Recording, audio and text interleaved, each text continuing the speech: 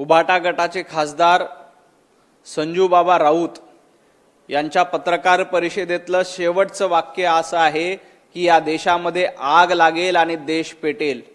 संजय राऊत, तुमच्या मनामध्ये कितीही सुप्त इच्छा असेल या देशामध्ये वनवा पेटावा, आग लागावा, तरी या देशामध्ये आग लागणार नाही, वनवा पेटणार नाही, कारण पंतप्रधान नरेंद्र मोदीजींच्या पाठीशी देश उभा आहे।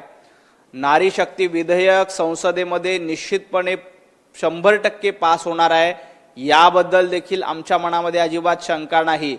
या विधेयकाच्या निमित्ताने उत्तर विरुद्ध दक्षिण असा सामना रंगवण्याचा प्रयत्न तुमच्या माध्यमातून केला जातोय। तुमची इच्छा आहे की या देशाचे तुकडे पडले पाहिजे, उत्तर विरुद्ध दक्षिण असा सामना झाला पाहिजे, परंतु ते होणार नाही। म्हणून तुम्ही म्हणतायत की या देशामध्ये आग लागेल, दक्षिणेमध्ये आग लागायला सुरुवात झाली आणि हा देशभर आग लागेल, तर संजय राऊत तुमचं हे स्वप्न कधीच पूर्ण होणार नाही। नेपाळमध्ये जेव्हा हिंसाचार झाला तेव्हा तुम्ही स्वप्न बघितलं होतं, बांगलादेशमध्ये हिंसाचार झाला तेव्हा तुम्ही स्वप्न बघितलं होतं, पाकिस्तानमध्ये हिंसाचार झाला तेव्हा तुम्ही स्वप्न बघितलं, परंतु हा देश पंतप्रधान नरेंद्र मोदीजींच्या पाठीशी आहे आणि या विधेयकाच्या निमित्ताने संपूर्ण देश पुन्हा एकदा एकवटेल आणि संजय राऊत तुम्ही एकटे पडलेले असाल।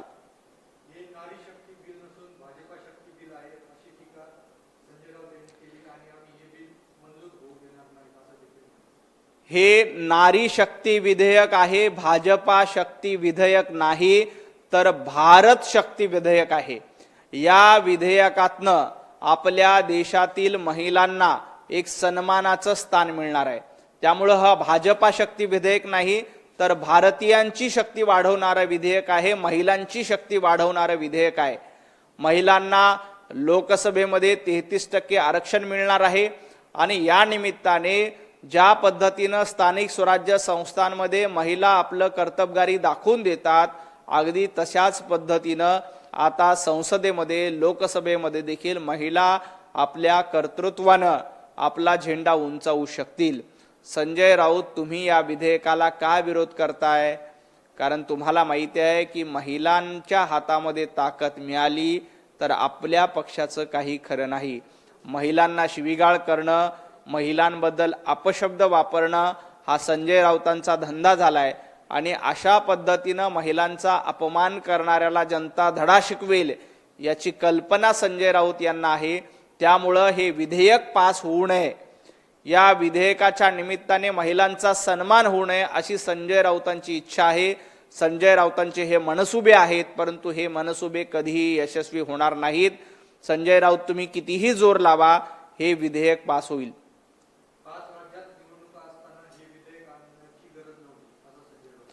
5 राज्यामध्ये निवडणुका असताना हे विधेयक का आणलं असं विचारणाऱ्या संजय राऊतांना इतकंच विचारायचं आहे की ह्या निवडणुका फक्त विरोधी खासदारांना आहेत का? भारतीय जनता पार्टीचे खासदार देखील या निवडणुकीमध्ये मेहनत करतात, तुमच्यापेक्षा जास्त मेहनत करतात। भाजपचे खासदार तुमच्यासारखं घरात मध्ये बसून राहत नाहीत, तर सातत्यानं जनतेमध्ये जातात, लोकांमध्ये जातात। ते खासदार जर का या विधेयकासाठी संसदेमध्ये येऊ शकतात तर बाकीचे खासदार यायला काय प्रॉब्लेम आहे? त्यामुळे विनाकारण आपला पराभव होणार आहे हे लक्षात घेऊन निवडणूक डोळ्यासमोर ठेवून हे विधेयक आणलं म्हणून आमचा पराभव झाला, पराभवाचं हे एक प्रकारे कारण शोधण्याचा प्रयत्न संजय राऊतांकडनं आणि विरोधकांकडनं केला जाते।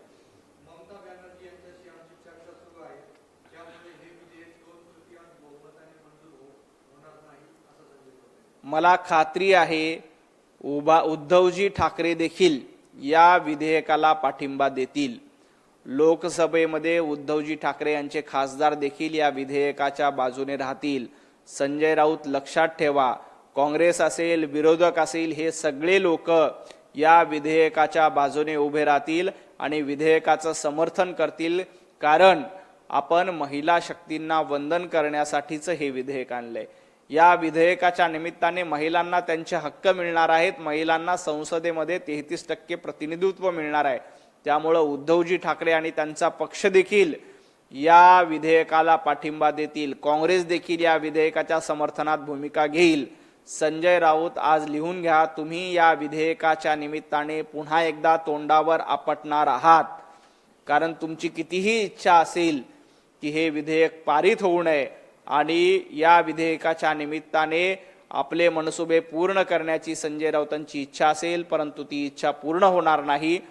जनता, विरोधी खासदार हे सगळे या विधेयकाच्या बाजूने समर्थनात उभे राहतील.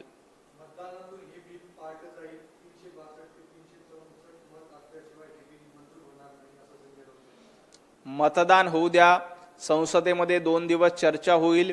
या चर्चेच्या निमित्ताने सर्व विरोधकांच्या शंका कुशंका दूर करण्याचं काम हे केंद्रीय गृहमंत्री अमित शहा, पंतप्रधान नरेंद्र मोदींच्या माध्यमातून केलं जाईल. आणि एकदा ही भाषणं झाल्यानंतर विरोधकांच्याही लक्षात येईल की या विधेयकामुळे कशा पद्धतीने फायदा होईल. हा कुठला राजकीय अजेंडा नाहीये. राजकीय अजेंडा चालवण्यासाठी आपल्याकडे 365 दिवस शिल्लक आहेत. हा राजकीय अजेंड्याचा दिवस नाही, तर हा महिलांच्या सन्मानाचा अजेंडा आहे, महिलांच्या स्वाभिमानाचा अजेंडा आहे, महिलांच्या प्रतिनिधित्वाचा अजेंडा आहे. आणि त्यामुळं हा कुठल्या राजकीय पक्षाचा अजेंडा नाही. हा सर्वसामान्य महिलांना न्याय देण्यासाठीचं विधेयक आहे. आणि या विधेयक संजय राऊत तुमची किती इच्छा असली तरी हे विधेयक 100% पारित होणार आहे. काँग्रेसचे खासदार असतील, तृणमूलचे खासदार असतील, स्वतः उबाटाचे खासदार असतील, पवार साहेबांच्या पक्षाचे खासदार असतील, हे सगळेजण याच्या समर्थनामध्ये निश्चितपणे भूमिका घेतील, याच्यामध्ये अजिबात शंका नाही. राहिला प्रश्न डिलिमिटेशनचा, तर डिलिमिटेशन हे घटनेच्या तरतुदीनुसार दर 30 वर्षानुसार होतं. त्या तरतुदीनुसारच डिलिमिटेशनचा निर्णय होणार आहे. आणि या डिलिमिटेशन बद्दल संजय राऊत सातत्याने शंका उपस्थित करतात की मतदारसंघ असे फोडले जातील, तसे फोडले जातील. अहो संजय राऊत, तुम्हाला स्वतःचा मतदारसंघ नाही. आपल्या संपूर्ण हयातीमध्ये साध्या महापालिकेच्या प्रभागामध्ये तुम्ही निवडणूक लढली नाही, ना विधानसभेची कधी निवडणूक लढली, ना लोकसभेची निवडणूक लढली. त्यामुळे तुम्ही मतदारसंघाची चिंता करू नका.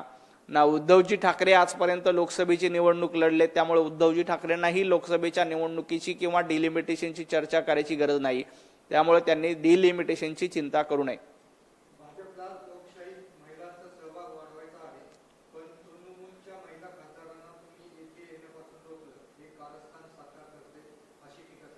कुठल्याही खासदारांना संसदेमध्ये येण्यापासून कोणीही रोखू शकत नाही. हे बेसिक नॉलेज संजय राऊतांकडे नाही का? संजय राऊत आपली उचलली जीभ लावली टाळ्याला, मनाला येईल ती वायफळ बडबड करण्याचा धंदा तुमचा मागच्या 4-5 वर्षांपासून सुरू आहे. आपल्याला तोंडाला येईल ते बोलायचं. तृणमूलच्या खासदाराला भारतीय जनता पार्टी कसं काय रोखेल? उद्या तृणमूलचे खासदार त्या ठिकाणी येतील आणि विधेयकाच्या समर्थनात मतदान देतील, हे संजय राऊतांनी लक्षात ठेवावं. संजय राऊत, उद्धवजी ठाकरेंचे खासदार देखील या विधेयकाच्या समर्थनामध्ये मैदानात येणार आहेत आणि पाठिंबा देणार आहेत, हे लक्षात ठेवा. काँग्रेसचे खासदार देखील या विधेयकाला पाठिंबा देणार आहेत, हे लक्षात ठेवा. उद्या संजय राऊत या विधेयकाच्या निमित्ताने निश्चितपणे तोंडावर पडल्याशिवाय राहणार नाहीत.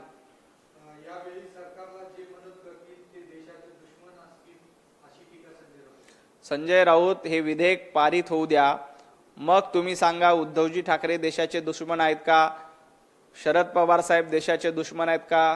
काँग्रेस पक्ष देशाचा दुश्मन आहे का? आपल्या बाजूनी भूमिका घेतली नाही की लगेच देशद्रोही, हे धंदे बंद करा. गेल्या काही दिवसापासून तुम्हाला पाकिस्तानवर जास्त प्रेम आहे. पाकिस्तानमध्ये अशा पद्धतीचं विधेयक आलं असतं तर संजय राऊतांनी तातडीनं हे विधेयक संमत झालं पाहिजे यासाठी भूमिका मांडली असती. कारण पाकिस्तान धार्जिनी भूमिका घ्यायची, पाकिस्तानवर प्रेम करायचं, एवढाच धंदा संजय राऊतांना उरलेला आहे. त्यामुळं उद्या पाकिस्तानमध्ये अशा पद्धतीचं विधेयक आल्यानंतर पाकिस्तानच्या भूमिकेला संजय राऊत तातडीनं समर्थन देतील. परंतु आपल्या देशातील महिलांचा स्वाभिमान, सन्मान, त्यांचं प्रतिनिधित्व लोकसभेमध्ये वाढत असताना संजय राऊत झारीतले शुक्राचार्य बनण्याचा प्रयत्न करू नका. तुम्ही अशा पद्धतीनं या विधेयकाला विरोध करून झारीचे शुक्राचार्य बनण्याचा प्रयत्न केलात तर महिला तुम्हाला धडा शिकवल्याशिवाय राहणार नाहीत. खूप खूप धन्यवाद.